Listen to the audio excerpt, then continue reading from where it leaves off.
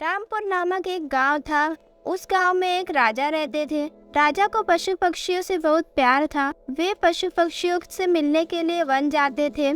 हमेशा की तरह एक दिन राजा पशु पक्षियों को देखने के लिए वन गए। घने बादल छाए हुए थे और अचानक तेजी से बारिश होने लगी। बारिश होने के कारण उन्हें ठीक से दिखाई नहीं दे रहा था। राजा रास्ता भटक गए। रास्ता ढूंढते ढूंढते किसी तरह राजा एक किनारे पर पहुंच ही गए। भूख प्यास और थकान से बेचैन राजा एक बड़े पेड़ के नीचे जा बैठे। तभी राजा को उधर से आते हुए 3 बालक दिखाई दिए। राजा ने उन्हें प्यार से अपने पास बुलाया। बच्चों, यहाँ आओ। तीनों बालक हंसते खेलते राजा के पास आ गए। तभी राजा बोले, मुझे बहुत भूख और प्यास लगी है, क्या मुझे भोजन और पानी मिल सकता है? बालक बोले, पास में ही हमारा घर है, अभी जाकर आपके लिए भोजन और पानी ले आते हैं, आप बस थोड़ा सा इंतजार कीजिए। तीनों बालक दौड़ते हुए गए और महाराज के लिए भोजन और पानी ले आए। महाराज बालकों के व्यवहार से बहुत खुश हुए। वे बोले, बच्चों, तुमने मेरी भूख और प्यास मिटाई है। मैं तुम तीनों बालकों को इनाम के रूप में कुछ देना चाहता हूँ। बताओ, तुम बालकों को क्या चाहिए? थोड़ी देर सोचने के बाद एक बालक बोला, महाराज, क्या आप मुझे एक बड़ा सा बंगला और गाड़ी दे सकते हैं? महाराज बोले,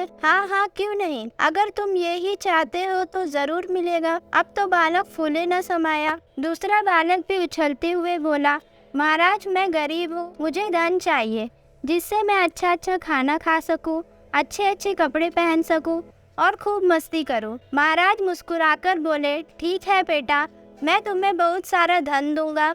यह सुनकर दूसरा बालक खुशी से झूम उठा। भला तीसरा बालक क्यों चुप रहता? वह भी बोला, महाराज, क्या आप मेरे भी सपने पूरे कर सकते हैं? महाराज ने बोला, क्यों नहीं, बोलो बेटा, क्या सपने हैं तुम्हारे? तुम्हें भी धन दौलत चाहिए? नहीं महाराज, मुझे धन दौलत नहीं चाहिए, मेरा सपना है कि मैं पढ़ लिख कर विद्वान बनूं। तीसरे बालक की बात सुन महाराज बहुत खुश हुए। राजा ने उसके पढ़ने लिखने की व्यवस्था करवा दी। वह बहुत मेहनती बालक था। वह दिन रात लगन से पढ़ता और कक्षा में पहला स्थान प्राप्त करता था। इस तरह समय बीतता गया। वह पढ़ लिख कर विद्वान बन गया। राजा ने उसे राज्य का मंत्री बना दिया। बुद्धिमान होने के कारण सभी लोग उसका आदर सम्मान करने लगे। उधर जिस बालक ने राजा से बंगला और गाड़ी मांगी थी, अचानक बाढ़ आने के कारण सब कुछ उसका पानी में बह गया। दूसरा बालक भी धन मिलने के बाद कोई काम नहीं करता था, बस दिन भर फिजूल खर्चे करके धन को उड़ाता और मौज मस्ती करता था। एक समय आया कि जब उसका सारा धन समाप्त हो गया, वह फिर से गरीब हो गया। दोनों बालक उदास होकर अपने मित्र यानी